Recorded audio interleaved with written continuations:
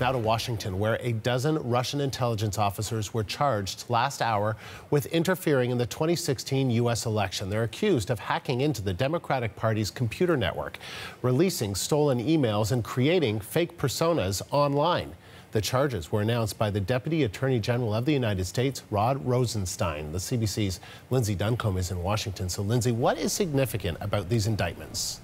Well, what it does is it links high-level Russian intelligence people doing their jobs for the Russian government, and that job was, according to this indictment, to hack into the Democratic National Committee and Clinton campaign officials starting in March 2016. And this makes that link that shows that there is really no way to imagine that Vladimir Putin would not have known about these activities at the very least. And certainly it gives us a sense of the scope of the attack, the coordination of the attack. There were two groups here. One that went in, found the emails, used the spear phishing to get in, and then had the ability to take screen grabs and understand what was happening in the computer. And then another group that was in charge of disseminating that information. And that happened through fake personas. That one of them was Guccifer 2.0,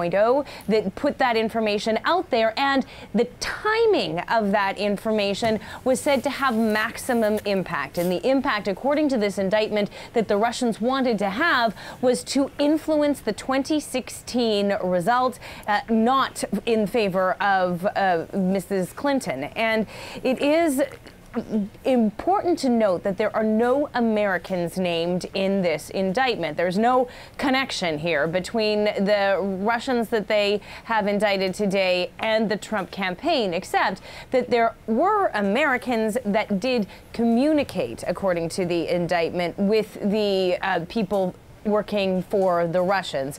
We know that one of those Americans was Roger Stone, a Trump campaign advisor who was in touch with Guccifer 2.0 and later said he had no idea that anything illegal was attached to that.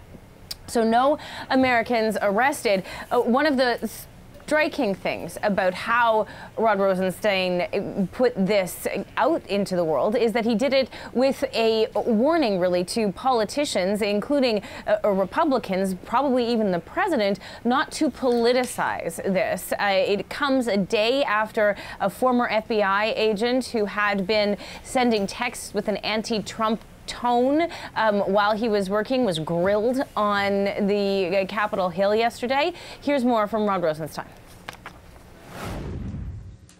When we confront foreign interference in American elections, it's important for us to avoid thinking politically as Republicans or Democrats, and instead to think patriotically as Americans. Our response must not depend on which side was victimized. This is probably most of the information we'll get about this, because there likely will not be a trial. These are 12 Russian individuals, presumably in Russia. There is no way to force them to come to court or to arrest them here in the United States unless they were to travel here. So this public presentation is therefore a way for the Deputy Attorney General to highlight the accusations. And so, Lindsay, this is coming just days before Donald Trump's meeting with Vladimir Putin. So what do you make of the timing of these charges? It's incredibly interesting because Vladimir Putin will sit down with Donald Trump with these accusations that he was part of orchestrating this this attack, this cyber attack on the heart of American democracy. It hasn't changed Donald Trump's tone, and Donald Trump knew about these indictments. He knew they were coming, and as late as just a few hours ago, when he was at a press conference with British Prime Minister Theresa May, Donald Trump still called the investigation into Russian collusion a witch hunt. And he also described the possibility of bringing up election meddling with Vladimir Putin this way. We'll be talking about meddling, and I will absolutely bring that up. I don't think you'll have any, gee, I did it, you got me.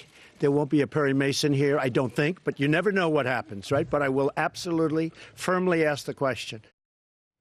And the tone there is one to continue to watch as he goes into that summit on Monday. All right, Lindsay, thank you. The CBC's Lindsay Duncombe in Washington.